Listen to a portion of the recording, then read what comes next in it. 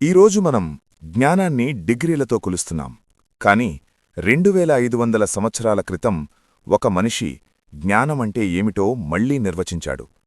అతని దగ్గర పుస్తకాలు లేవు, పాఠశాల లేదు, రాజ్యాధికారం లేదు. అయినా అతడే పాశ్చాత్య తత్వశాస్త్రానికి తండ్రి. అతని పేరు సోక్రటీస్. జ్ఞానమంటే ఏమిటి? సోక్రటీస్ చెప్పిన మొదటి తత్వం, నాకు ఏమీ తెలియదని నాకు తెలుసు. ఇది అజ్ఞానం కాదు, ఇది నిజాయితీ. తనకు తెలియదని ఒప్పుకున్నవాడే నిజంగా తెలుసుకోవడం మొదలుపెడతాడు. ఈరోజు మన సమస్యే ఇదే. మనకు తెలియకపోయినా మనకు అన్నీ తెలుసు అనుకోవడం. ప్రశ్నల తత్వం, సోక్రటిక్ మెథడ్. సోక్రటీస్ సమాధానాలివ్వలేదు. అతడు ప్రశ్నలడిగాడు. మంచంటే ఏమిటి? న్యాయమంటే ఏమిటి? ధర్మమంటే ఏమిటి? ఒక సమాధానం వచ్చినప్పుడు మరొక ప్రశ్న.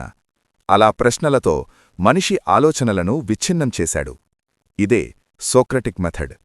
ప్రశ్నలు ఎందుకు ప్రమాదం? ప్రశ్నలడిగితే నమ్మకాలు కూలిపోతాయి.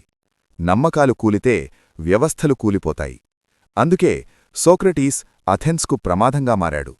ఎందుకంటే అతడు మనుషుల్ని ఆలోచింపజేశాడు. నీతి మరియు జీవితం. సోక్రటీస్ తత్వంలో నీతి చాలా ముఖ్యము. అతడన్నాడు, తప్పు చేయడం కంటే తప్పు అనుభవించడం మంచిది అని. ఎందుకంటే తప్పు చేస్తే మన ఆత్మ పాడవుతుంది. ఇది లోతైన తత్వం. సమాజం వర్సెస్ సోక్రటీస్. సమాజం అతడిపై ఆరోపణలు చేసింది. యువతను చెడగొడుతున్నాడు, దేవుళ్లను తిరస్కరిస్తున్నాడు.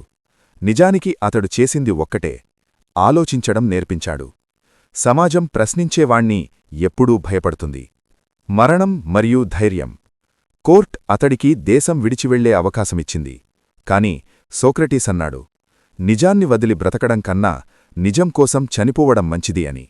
విషపు గ్లాస్ తాగాడు, శాంతిగా చనిపోయాడు. సోక్రటీస్ వారసత్వం. సోక్రటీస్ చనిపోయాడు, కాని అతని ఆలోచనలు చనిపోలేదు. ప్లేటో, అరిస్టాటిల్ అతని శిష్యులే. ఈరోజు మీరు ఆలోచిస్తున్న ప్రతి ప్రశ్నలో సోక్రటీసున్నాడు. Strong ending. సోక్రటీస్ చెప్పిన చివరి, అత్యంత శక్తివంతమైన మాట, పరీక్షించని జీవితం బ్రతకదగినది కాదు.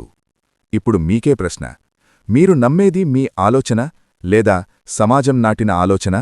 ఎందుకంటే ప్రశ్న అడిగిన రోజే మీ నిజమైన జీవితం మొదలవుతుంది.